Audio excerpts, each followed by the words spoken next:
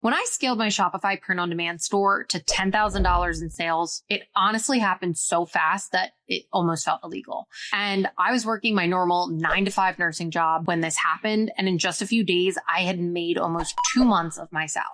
It completely blew my mind and it changed everything about how I thought about business. There's this big misconception when it comes to print on demand. People think that it's really slow. You have to build up momentum, whether that's your store or your Etsy listing, whatever it may be. And I'm not saying that starting is easy by any way, shape, or form. It takes work and it takes time to set up. But once we have the right pieces in the right places, like our products are dialed in, our testing is smart, and our data is pointing in the right direction, we can scale so fast that it's hard to believe it until it actually happens to you. Now, in this video, I'm going to break down all of this for you. We'll talk about the simple math to get you to 10K in sales, how to launch your store in a smart way built for success, how to properly test our designs without guessing, and how to know when it's time to start scaling fast so that you can experience it for yourself and finally have a print-on-demand brand that actually makes movement. So let's dive in.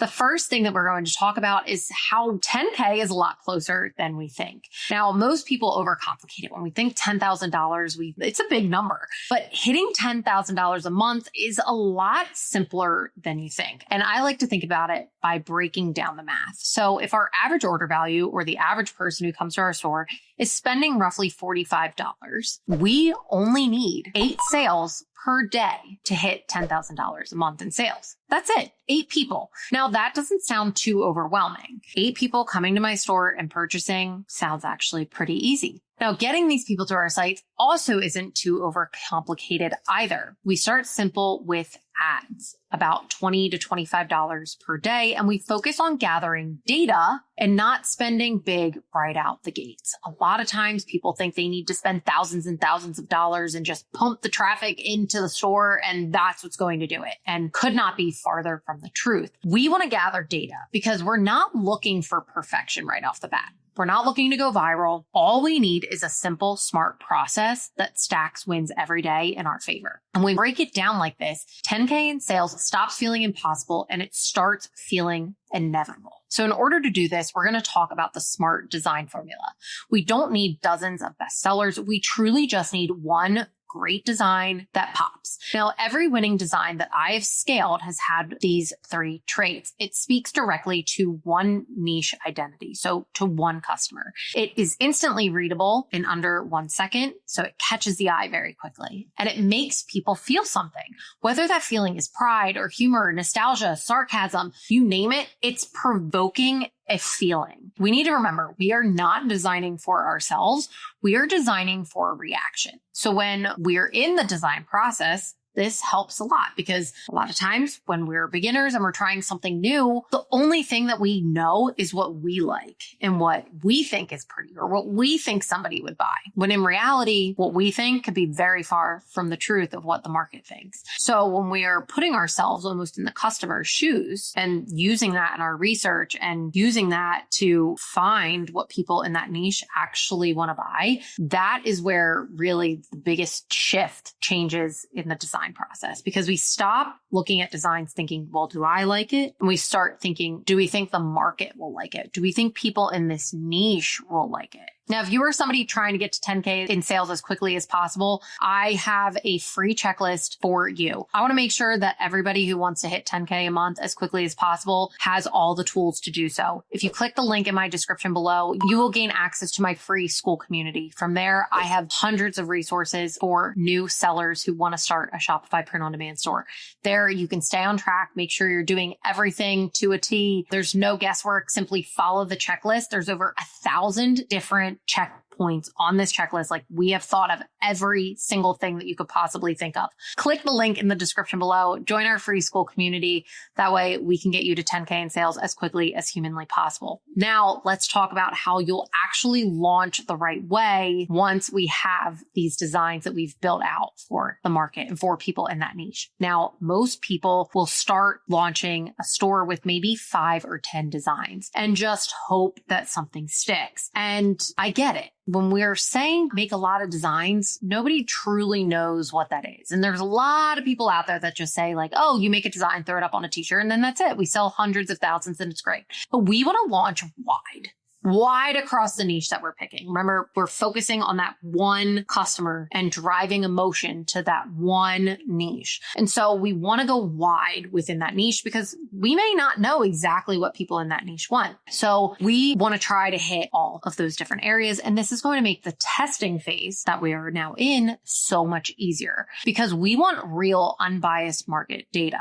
When we're asking our friends and family, what do you think of this design? Do you like it? They're always going to say yes. They're your friends, they're your family. They don't want to hurt your feelings. But guess what? The market doesn't care if they hurt your feelings. They will be as brutal as they want to be. And this takes a lot of guesswork out of it because when we are testing broad, we are then hitting a lot of different areas of the niche and we can find what people in those areas like. So testing is creating enough options so real buyers can tell you what they want. And every click that they give us is a clue. And every add to cart is a vote on a design that they truly like. And when we let the market choose, that's how we win.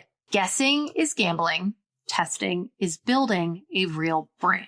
Now, once we have done the testing, how do we then scale without wrecking all of it? And it's a great question to ask. When we find that winner, that one design that's speaking to people in that niche and it's evoking emotion, then we take that design. We're going to then use it in a static ad, get creative, have some carousel, maybe create a grid ad. We're going to get creative with that specific ad. And on top of it, we are then going to go back to the design phase and we are going to create other designs that can provoke similar emotion, either to the same area of that niche or apply it to other areas of that niche. How can we take one concept and then spread it out amongst? And that is the true key that can take you from 0 to 10K a month extremely quickly. I'll give you an example. A while back, Chris and I, we had so many designs, and this was before we had catalog ads. So catalog ads are really great. You set them up, it pulls all of your images from Shopify and basically tests through all of your products for you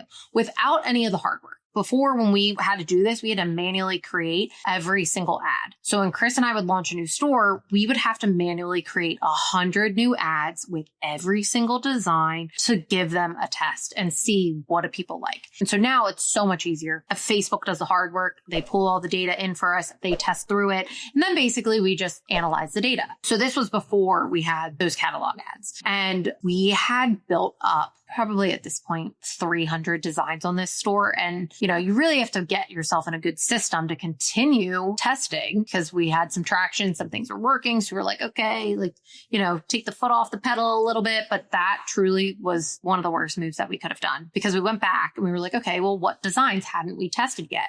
There's one design that completely took off in an ad.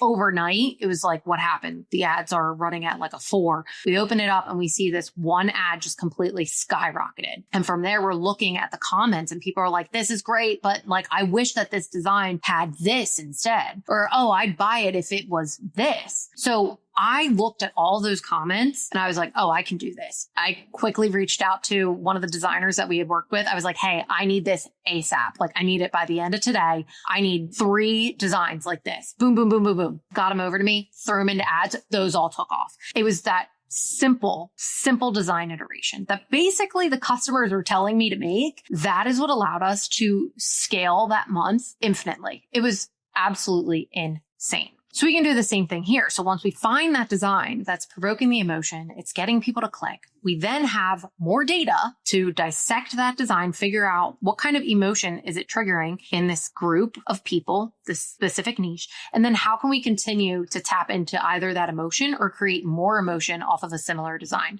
So it's like a win-win situation because our ads are going to continue to do better. We have this crazy data that we can create more designs that'll hopefully do well in ads later. And it's just that's how this entire process works. So once we have that ad, it's doing really well. We want it to be in that 50 to 75 cent link click. That's when we can start truly increasing the budget as we're seeing the ROAS working in our favor. So we can increase the budget 15 to 20% every few days. We can expand that out into new campaigns and ad sets with new creatives around that design.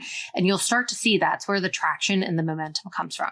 So your ROAS will bounce and that's normal. And the goal is simple. We want to cut the losers fast, scale the winners hard, not panic, not guess, use the data, and just smart moves and steady scaling. And that's truly what's you're going to see it. It'll be almost overnight that you go from next to no sales to 10K is easy. And now you're on track for 20K months. So if I were a brand new seller trying to hit 10K a month as quickly as possible, this is exactly what I would do. I would launch a niche t-shirt brand, talking to one customer, one sales channel, one product. From there, I'm going to create 100 designs broad across the niche. So if we're talking sports, I want basketball, baseball, football, tennis. I want all the sports. I'm testing across everything to then see who in that sports niche likes what I'm dishing out. From there, $25 per day catalog ads. Let the market decide the winners. Scale only what the numbers are showing us. Don't get too emotional. Don't rely on luck. Just execute and continue to rinse and repeat that entire process.